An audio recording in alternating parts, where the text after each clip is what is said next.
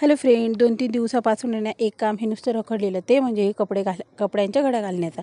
आता कपडे बघाल ना तुम्ही, तर हे खूप सारा कपड्यांचा असा डोंगर आहे ना अस्तव्यस्त झालेला. आता कृष्णाचे देखील कपडे याच्यामध्ये घुसून गेलेले, त्याच्यामुळे कपड्यांच्या घड्या घालून या व्यवस्थित तर मला ठेवावंच लागेल.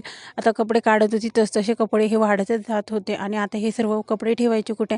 आता आम्ही मेंबर झालो आहे 3 आणि कपाट झालं आहे छोटं, त्याच्यामुळे चला. पण आता हे जे ब्लाऊज आहे हे मी ना दिवाळीमध्ये ना छान असं शिवलेलं होतं. आता हे देखील याच्यामध्ये येऊन गेलं. साडी तर वेगळीकडेच आणि परकर देखील वेगळीकडे आणि सगळे कपडे इकडे तिकडे होऊन गेलेले. तर आता व्यवस्थित हे कपडे छान आहे ना मला सगळे अरेंज करायचे. तर फ्रेंड्स, तुम्ही देखील तुमचे कपडे ना कशाप्रकारे व्यवस्थित ठेवतात आणि त्याची मांडणी कशी करता हे मला नक्की सांगा. आता ही ओढणी होती, हा ड्रेस मी घेतलेला बड्डेसाठी. याची ओढणी तशी ना अशी अंगावर व्यवस्थित राहत नव्हती, ती थोडी फिगणारीच होती.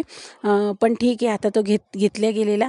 आता तो कुर्तीवर दुसरी ओढणी देखील मला घालता येईल. आणि फायनली ना बाहेरचे कपडे देखील खूप सारा पसारा पडलेला होता. आता ते आवडल्यानंतर मला हे वाळत टाकलेले कपडे देखील सर्व गोळा करायचे होते, कारण हवेमुळे ना बरेच कपडे हे खाली पडलेले आणि आजचे कपडे तर धुवायला टाकलेले होते.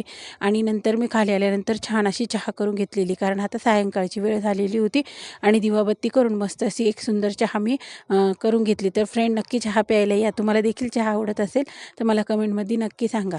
चला मग, चहा पिताना आहे ना हा टेबलवर पडलेला डाग आहे ना, हा तर मला रोजच टेन्शन देतो, कारण सासूबाई आहे ना हा टेबल रोज क्लीन करतात आणि मग मी रोजच त्याच्यावर चहा